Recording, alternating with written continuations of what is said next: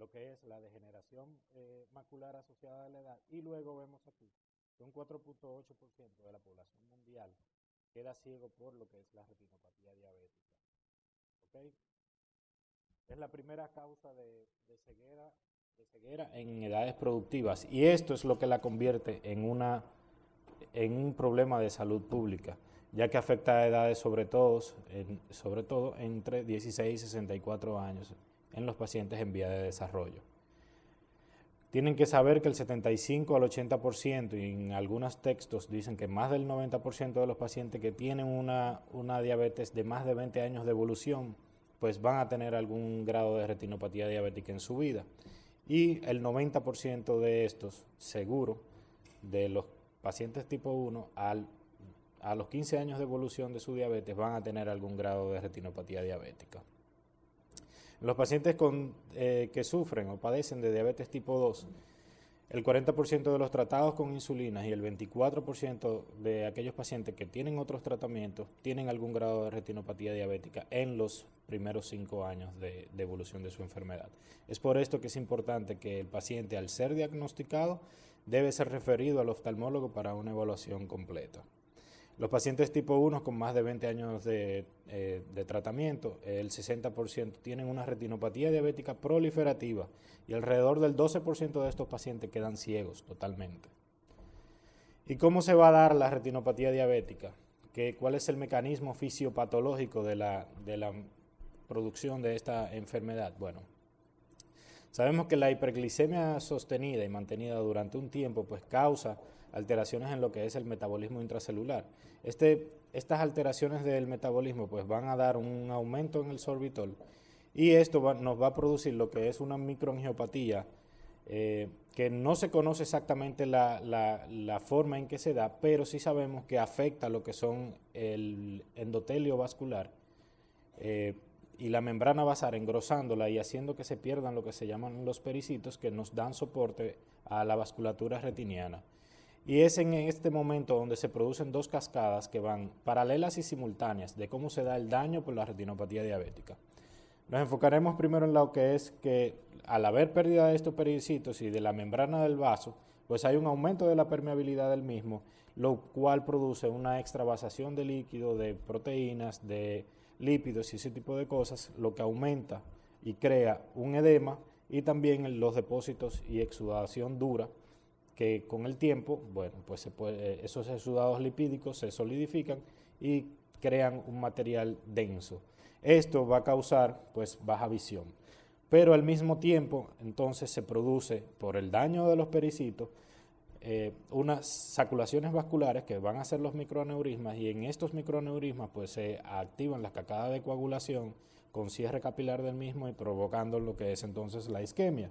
Esta isquemia lo que nos va a hacer es que la retina y el epitelio pigmentado de la retina va a responder liberando factores de neovascularización, sobre todo el VEGF, que por sus siglas en inglés lo que significa es factor de crecimiento del endotelio vascular, y esto nos va a llevar a lo que es la neovascularización, que es la principal enemiga en los pacientes diabéticos.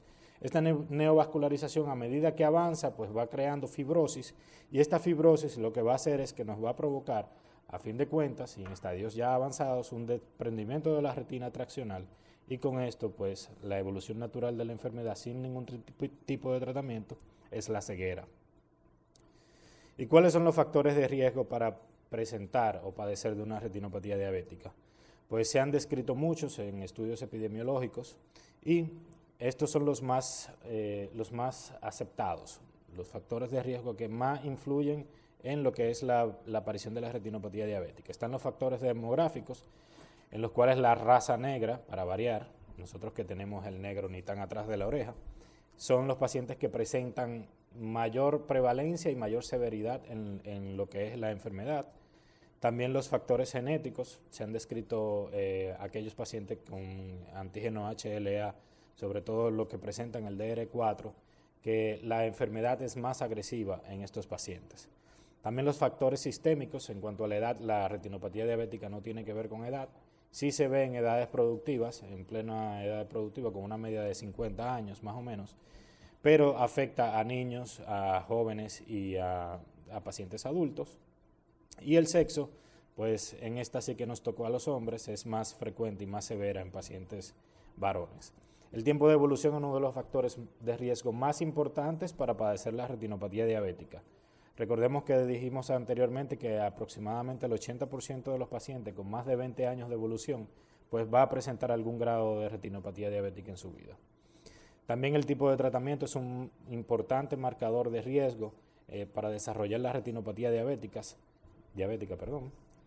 Sabemos que los tratados con insulina, pues obviamente la retinopatía, la diabetes en sí es peor, y estos tienen el doble de riesgo de presentar una retinopatía diabética a los que están tratados simplemente con hipoglicemiantes orales, y estos a su vez tienen el doble de riesgo de los que son tratados simplemente con dieta y otros tratamientos. El control metabólico es también uno de los factores más importantes. Se ha asociado en muchos estudios la persistencia de una hemoglobina glucosilada, por encima de 10%. Y algunos autores aseguran que una media del 10% de hemoglobina glucosilada sostenida por un tiempo es la que hace que el paciente padezca de retinopatía diabética. Hay muchos estudios que avalan que los pacientes que tienen 11% de glicemia, de hemoglobina glucosilada, tienen el doble de riesgo de presentar retinopatía diabética que uno que tenga un 9%. Es por esto que se insiste tanto en un adecuado control metabólico de los pacientes. La hipertensión arterial también es un importantísimo marcador de riesgo. En estos pacientes la severidad y la prevalencia es muchísimo mayor, y como sabemos no está claro si la hipertensión lleva al paciente a sufrir de diabetes o viceversa. Se han descrito de las dos formas. También la pubertad y el embarazo, esto es muy importante, debido a que estos pacientes desarrollan una retinopatía diabética muy rápido, y la severidad es muchísimo mayor en estos casos.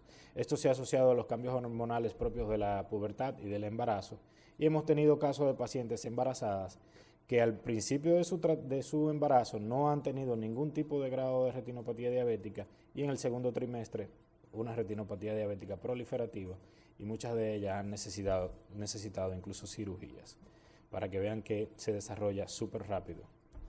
Y la clasificación de la retinopatía diabética, ¿qué vamos a hacer con esto? Bueno, sabemos que el ETDRS es uno de los estudios más grandes en cuanto a retinopatía diabética, y se hizo en los años 80 y todavía sigue marcando las pautas de tratamiento en lo que es la retinopatía diabética. Pero nosotros en el INDEN usamos una clasificación basada en el ETDRS, pero ajustado un poquito más a lo que es la realidad y las necesidades de nuestro país y de nuestros pacientes sobre todo. Pero el principal fin de la clasificación es pues evaluar el estado del fondo de ojo, y con ello definir el manejo, el tratamiento y los controles de un paciente que está afectado de retinopatía diabética. Pero antes de hablar de lo que es la retinopatía diabética, vamos a hacer un pequeñísimo recuento anatómico, porque no sé ustedes, pero cuando yo salí de la universidad no sabía nada del ojo, solo que eran dos y que estaban en la cara. Entonces, para los que no le haga falta, bueno, pues perfecto, pero para los otros vamos a estar un poquito más entonados en lo que es la anatomía del ojo. Bien, sabemos que el ojo tiene tres capas, tres túnicas, ¿ok? Que desde afuera hacia adentro, pues en la parte anterior vamos a tener la córnea, en la parte posterior la esclera, que es la parte blanca del ojo. La parte media, la capa media, es la capa vascular del ojo, y se compone en su parte posterior por lo que es la coroide, que la vemos acá, y en su parte anterior por lo que es el cuerpo ciliar y el iris. Y la parte más interna, la capa más interna, es lo que es la retina, que es la que nos compete ahora, y se extiende solamente en la parte posterior del ojo. El ojo lo vamos a ver en dos porciones o dos segmentos. Un segmento anterior, que es esto de acá, que va a estar comprendido por lo que es la córnea, el iris y el cristalino, que es este pequeño lente que se ve aquí, y el segmento posterior, que vamos a encontrar lo que es la retina, el nervio óptico y el humor vítreo, que no se ve usualmente, a menos que esté patológico. Como nos compete la retina, debemos saber que a pesar de que es una muy fina capa, tiene se divide a su vez, para complicar las cosas, en otras 10 capas.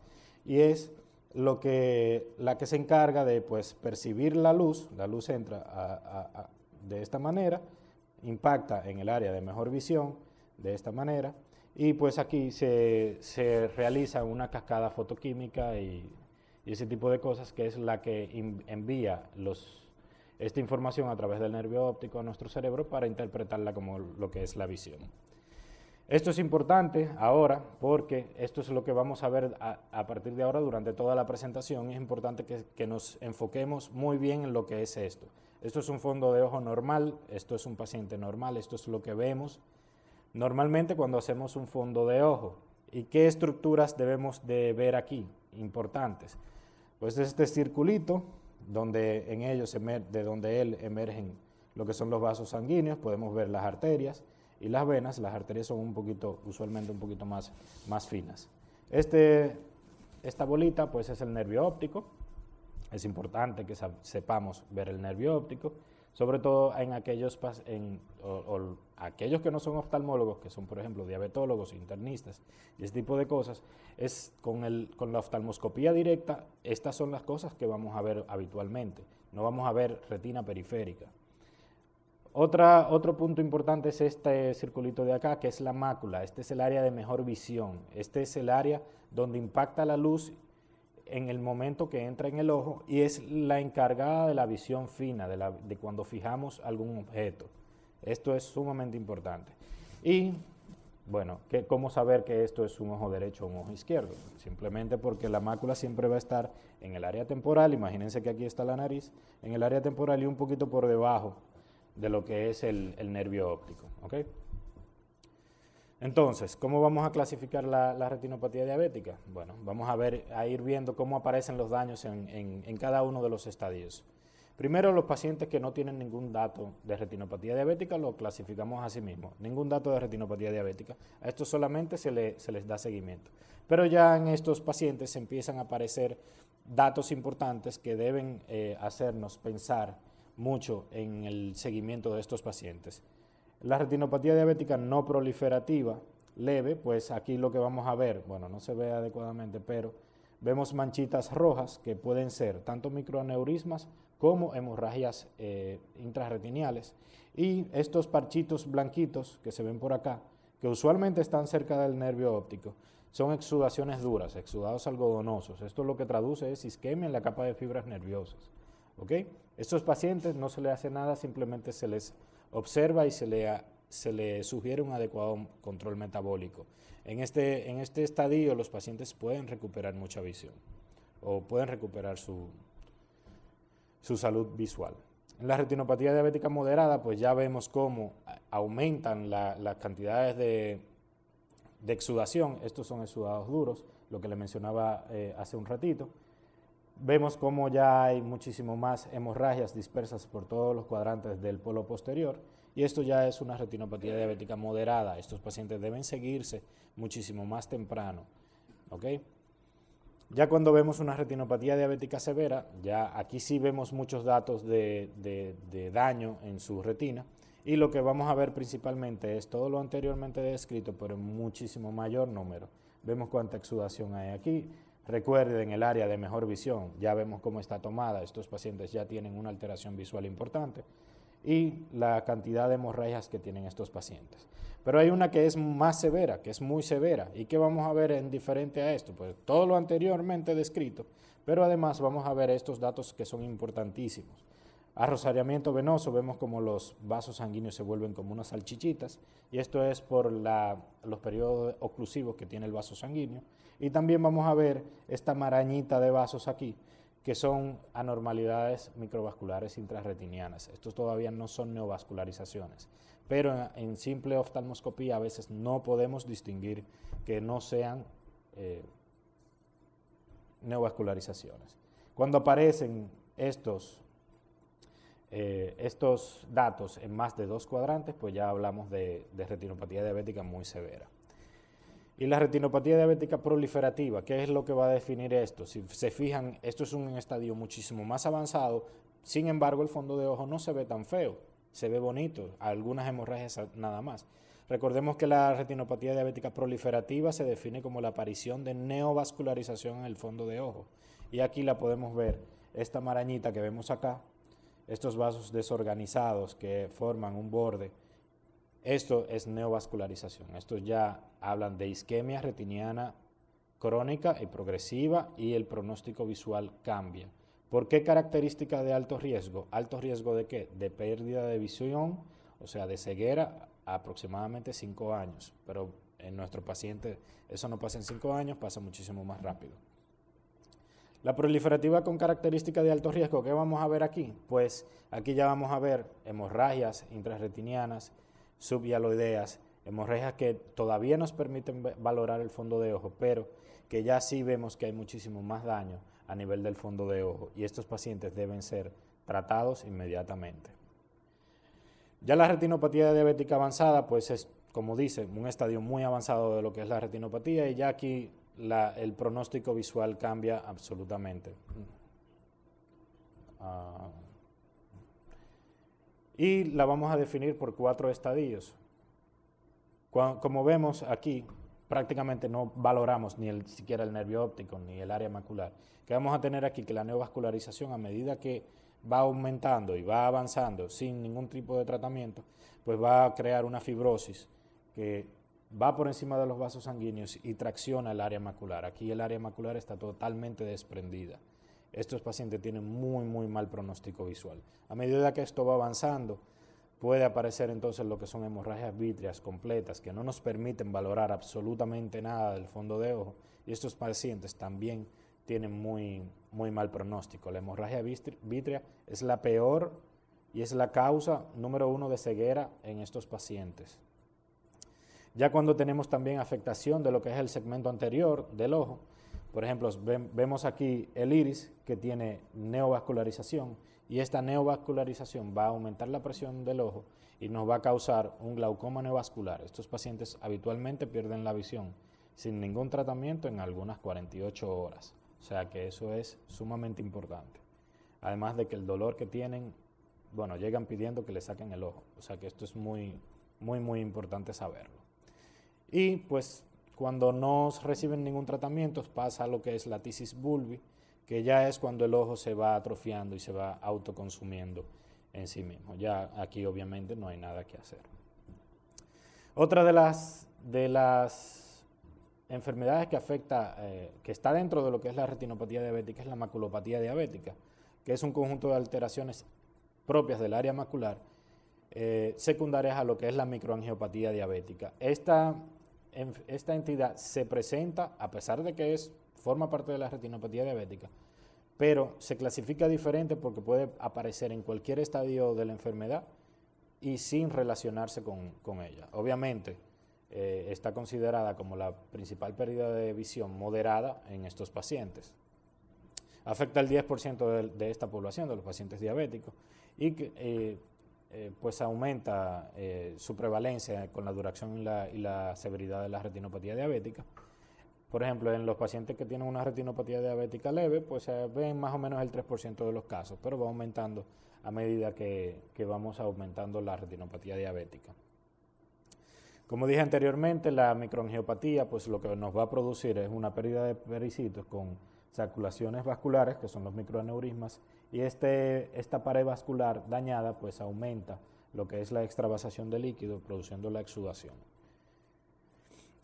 Se clasifica o ¿cómo vamos a verlo? Bueno, cuando tenemos un engrosamiento retiniano a 500 micras o menos del centro de la mácula, cuando hay exudado duro o engrosamiento a 500 micras o menos del centro de la mácula, y cuando tenemos un engrosamiento igual o mayor a un diámetro de disco. Un diámetro de disco es, imagínense la bolita del nervio óptico, si la ponemos cerca de la mácula, pues así es una forma de medir.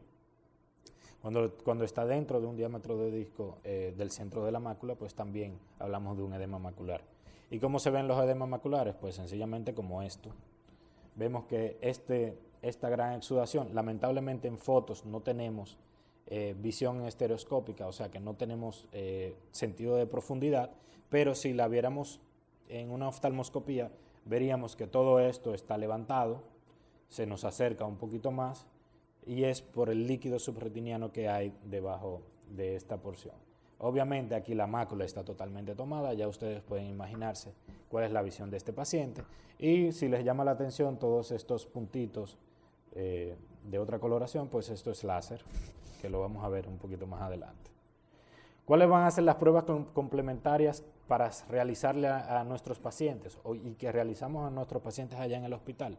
Bueno, como han visto durante toda la presentación, las fotos son de muy buena ayuda, sobre todo para explicar al paciente el pronóstico visual de ellos y la condición en la cual se encuentran.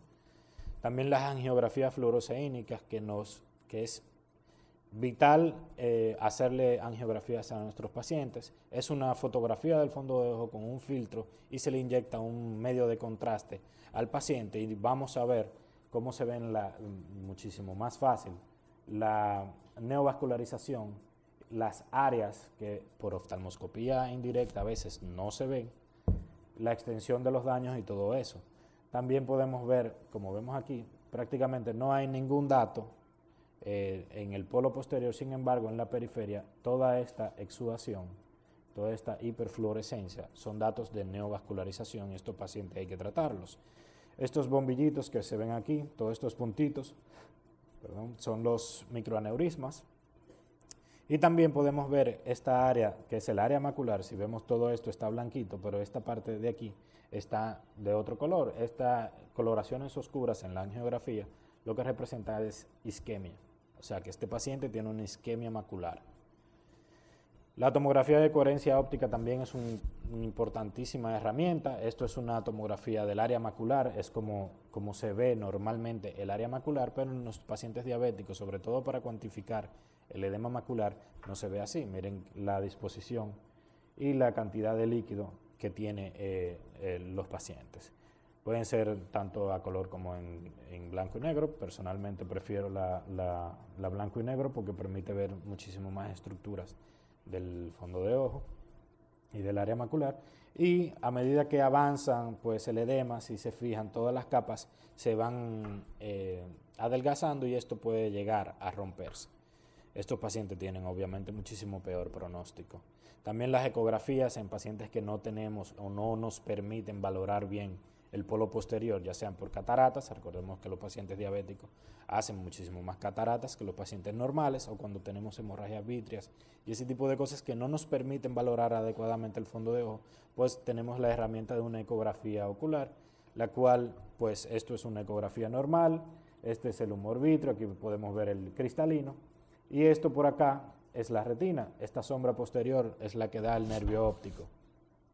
Cuando tenemos hemorragias vítreas, pues vemos que toda la cavidad vítrea está ocupada por materiales. Si vemos la ecografía dinámica, vemos el movimiento y todo eso de la sangre.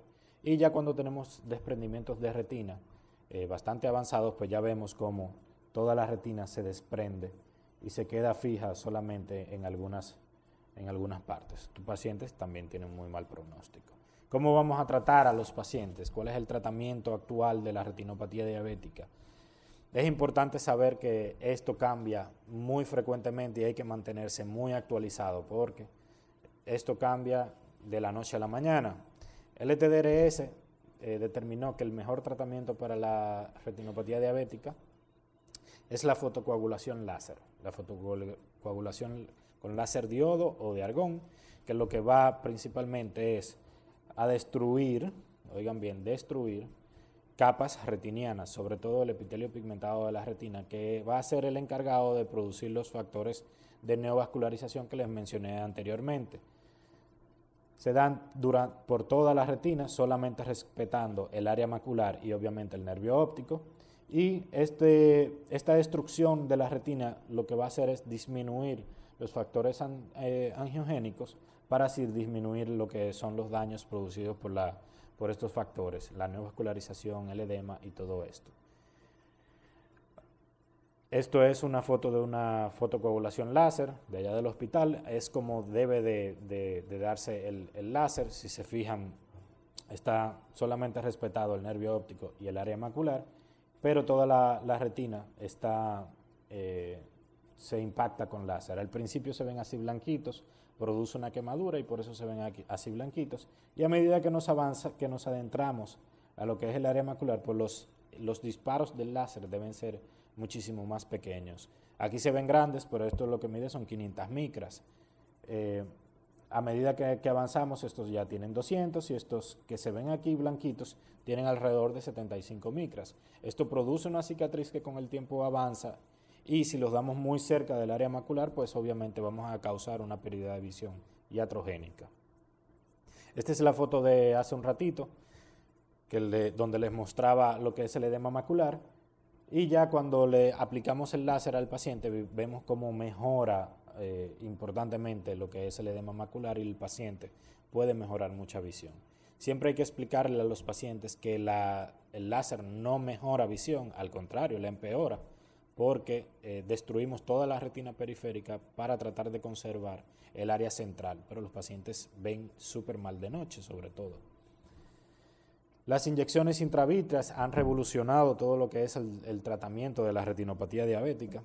Ya no todos los pacientes se les da láser desde el inicio, porque el láser, a pesar de que es muy bueno y que sobre todo mantiene el efecto del tratamiento durante años, pero empieza a hacer su efecto después del mes, más o menos, cuando ya bajan los niveles de antiangiogénicos.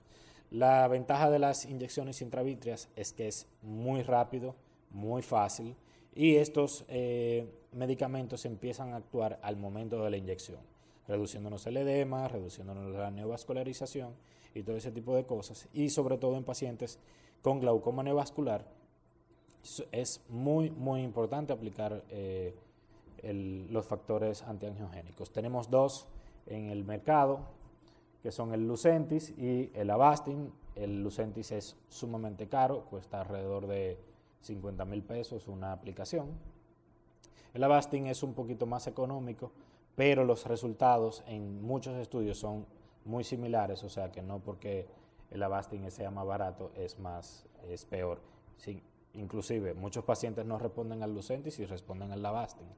Hay que tener mucho cuidado con esto porque ninguno de los dos está aprobado para usarse dentro del ojo, solamente el Lucentis, pero para otras enfermedades que no son retinopatía diabética, estos fármacos, sobre todo el Avastin, están aprobados por la FDA para utilizarse en cáncer de colon sobre todo, y tumores que son vasculares, pero utilizan el mismo principio y por estos son efectivos. También esteroides vía intravítrea o subtenoniana. Estos esteroides los ponemos cuando tenemos mucho edema. Como son antiinflamatorios, pues nos van a bajar el edema, pero tienen muchas complicaciones como cataratas, como hipertensión ocular, etc. Entonces hay que tener también muchísimo cuidado. Y pues ya en última ocasión, la cirugía, que es lo que siempre tratamos de evitar en los pacientes diabéticos. Un paciente diabético con una cirugía de retina, pues tiene muchísimo peor pronóstico que cualquier otro. Suelen empeorar luego de la cirugía nuevamente. Entonces siempre se trata de evitar la cirugía a toda costa. Y obviamente ya cuando tenemos hemorragia vítrea que no responden, desprendimiento de retinas y ese tipo de cosas, pues entonces ahí sí ya aplicamos la cirugía. Y nada, para concluir, recordemos que la retinopatía diabética realmente no mata, no causa dolor y por una muy mala información los pacientes suelen acudir al perder visión. Recordemos también que el 10% de los pacientes diabéticos tienen una limitación visual severa y que el 2% de ellos aproximadamente llega a la total ceguera. También es importante saber que la ceguera por la retinopatía diabética es prevenible en la mayoría de los casos, solamente hay que tener un adecuado control metabólico. Y también que este buen control metabólico pues nos va a retardar la aparición y la progresión de las lesiones existentes, que el edema macular se puede presentar en cualquier estadio de lo que es la enfermedad y que la hemorragia vítrea, como dije anteriormente, es la principal causa de ceguera en estos pacientes. Nada, esto debe traducirse a que debemos formalizar programas de lo que son programas de atención y de prevención en lo que es la retinopatía diabética. También se debe capacitar a todos los médicos generales, a los oftalmólogos, a los residentes, a los diabetólogos, endocrinólogos y cualquier otra especialidad que esté relacionada y que vean pacientes diabéticos, a lo que es una adecuada realización de un fondo de ojo y también de una clasificación que sea fácil y que nos permita pues tratar y clasificar a estos pacientes de una manera adecuada. Muchas gracias.